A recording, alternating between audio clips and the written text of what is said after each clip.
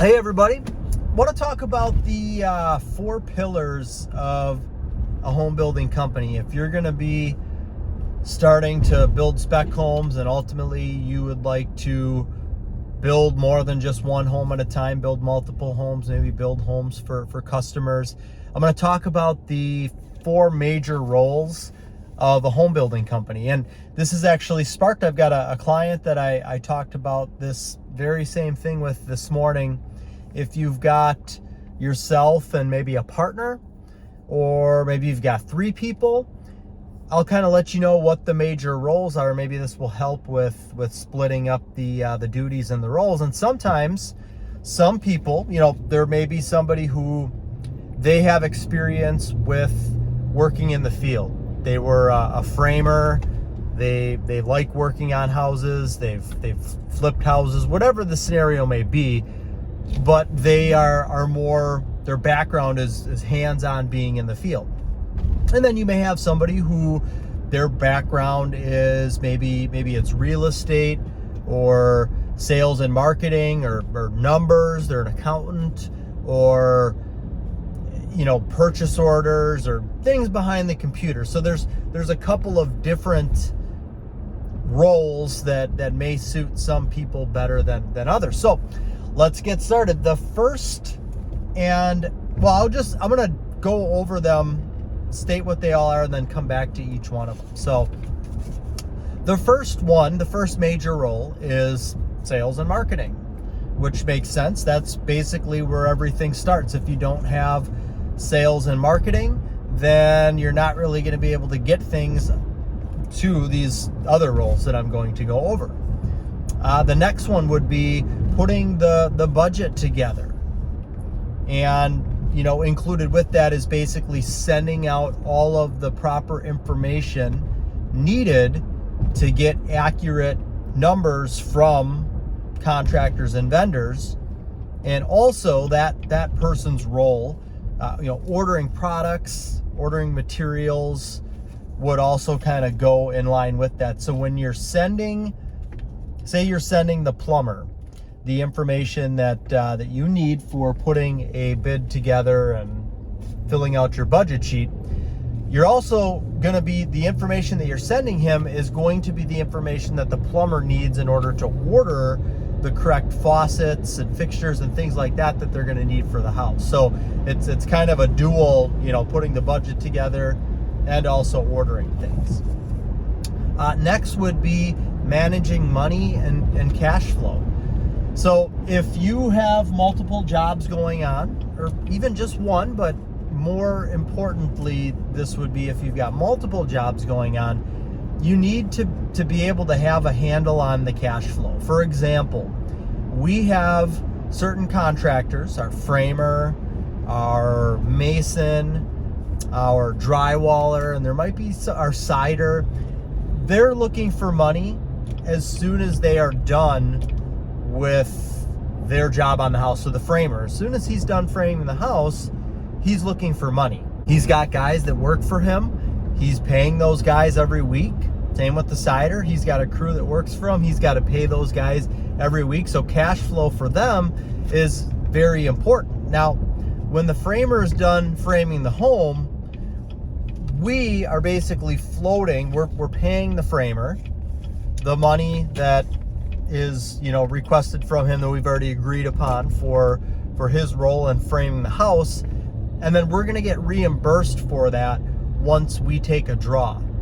But the process, a lot of times we don't take a draw until it could be a month after the framer's been done. So we can't wait that long to pay the framer. So we're basically paying the framer when he's done, and then we're reimbursing ourselves when we take the draw. So got to have somebody that is watching the money to make sure that we're not putting out more money than we have in our account.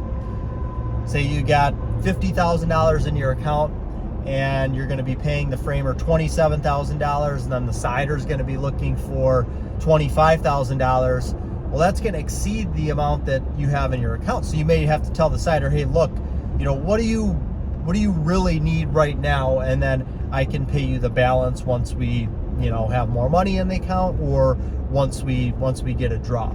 And this is something, this is a conversation that you're going to have with contractors when you are, lining them up to do initial work for you. This would kind of be in the, when you're going over the scope of work. The framer is probably going to tell you, I expect payment as soon as I'm done framing the house. Or maybe they're fine with, you've got 30 days from the time that he's done until the time that you have to pay him. And then maybe you can take that draw and you don't have to pay cash out of pocket. So those are some things to consider with money management. Along with that is going to be, once the home is under construction, you're going to be getting invoices from contractors. So when you do your initial budget, we're going to use the plumber again for an example, you're going to get a number from the plumber.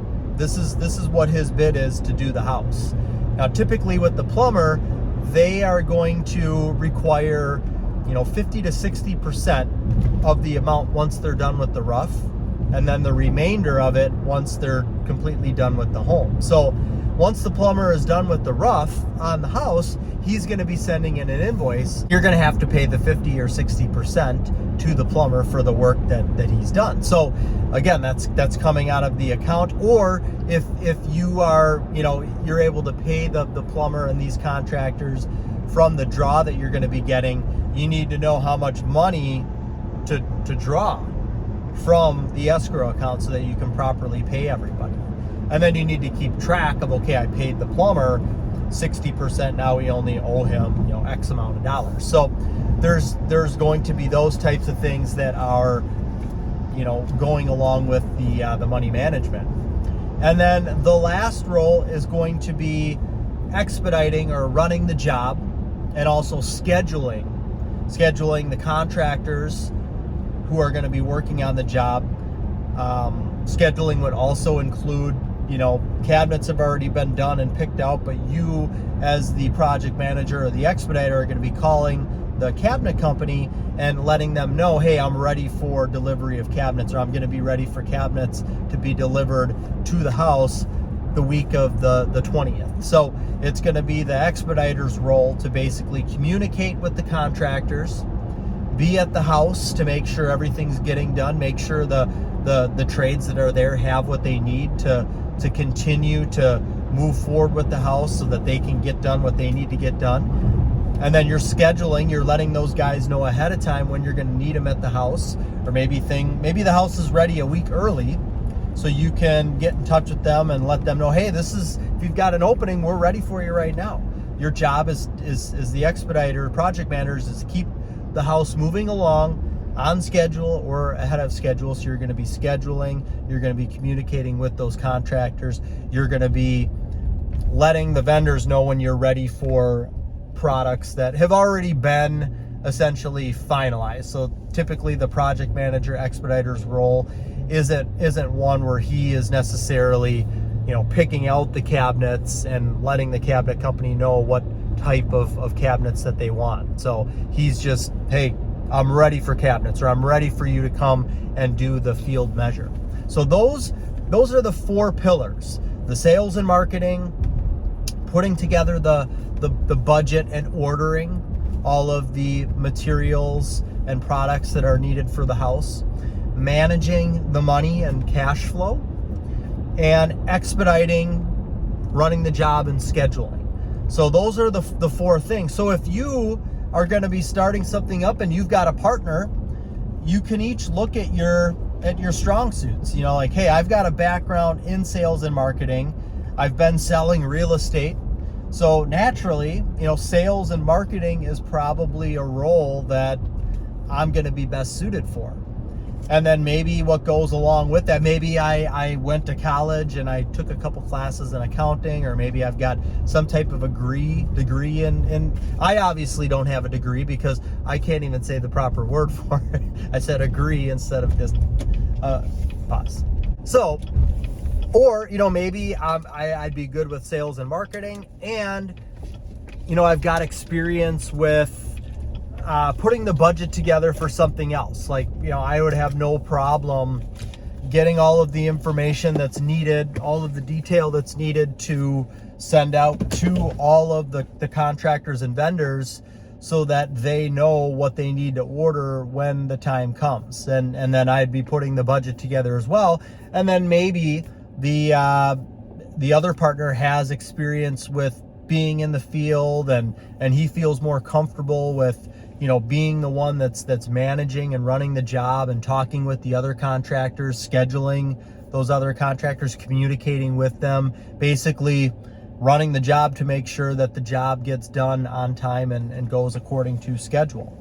So those are the different roles. Those are the major roles. There's a lot of other little things that happen in between, but those are the major roles. So if you're going to be starting a company, I think it's good to know what those roles are. And if it's just yourself that's going to be doing this, maybe at some point, once you get busy enough and you can afford to do so, you can decide, okay, I'm going to hire somebody on to put the budget together and to order materials and to take care of, you know, all of the invoices that come in and you know, enter those into QuickBooks and kind of do things that way. I think my dad told me this, as the owner, you should definitely have a hands-on and know what's going on with the cash flow of the company. That's not something that you necessarily just want to leave to somebody that you hired or someone that you don't really trust. So that was just a good piece of advice from him. So those are the things that you can kind of look at yourself and you can say, you know what, I would do really good with the sales and marketing, and I can take care of all of the managing the money and the cash flow. But as far as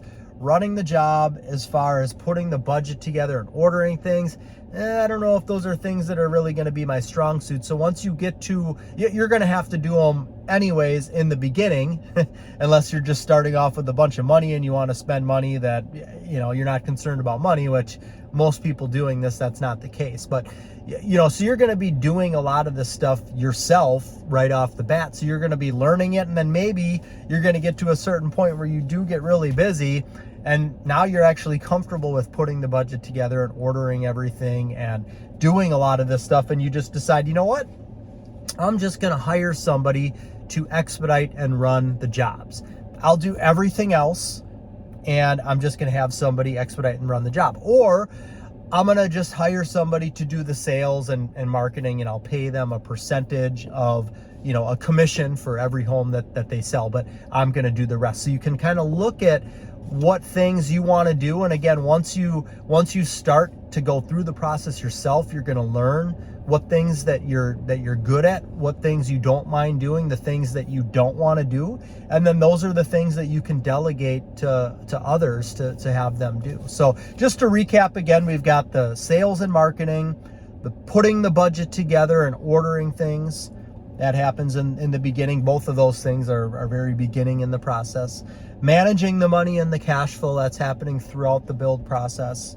And then expediting, running the job, scheduling, that's all going to be taking place, you know, pretty much in the beginning once the home goes in for the building permit, and you're kind of getting ready to, okay, let's get the house staked out, let's get the excavator lined up. Let's get to the point where, you know, typically when you're putting a schedule together, you're going to get a date in which the framers are going to be able to start the house. And this may be a month after the house starts. So maybe the expediter doesn't actually have to be the one to put that very beginning schedule together of coordinating with the excavator. And if you're doing a concrete slab, the concrete company, or basement wall company, maybe you or somebody can do that role of scheduling things to that point. And then once you have a date in which the framers are going to start, then that's when most of the schedule can get put together, because now you know, okay, the framers are going to start on the 15th. They told me it's going to take 3 to 4 weeks to build the house, so I can go 4 weeks out from the 15th, and I can schedule the roof to get loaded. I can schedule the plumber to get in there for the rough mechanicals. I can schedule this, that, and the other. And just to let you know, I do have some super detailed videos on all of these roles, scheduling, budgeting, doing the basically everything from from starting at ground zero to finishing the home. And I've got those. I've got a couple different membership options, which I'll put in the description below. And then I've got a phone call consulting service. I'll put that in the description below as well. So you can check those out if you're interested in those. I can guide you through that process. So those are the things that I wanted to talk about today. I hope that you found this information useful. If you've got any questions, comment below. Thank you so much for your time, and God bless.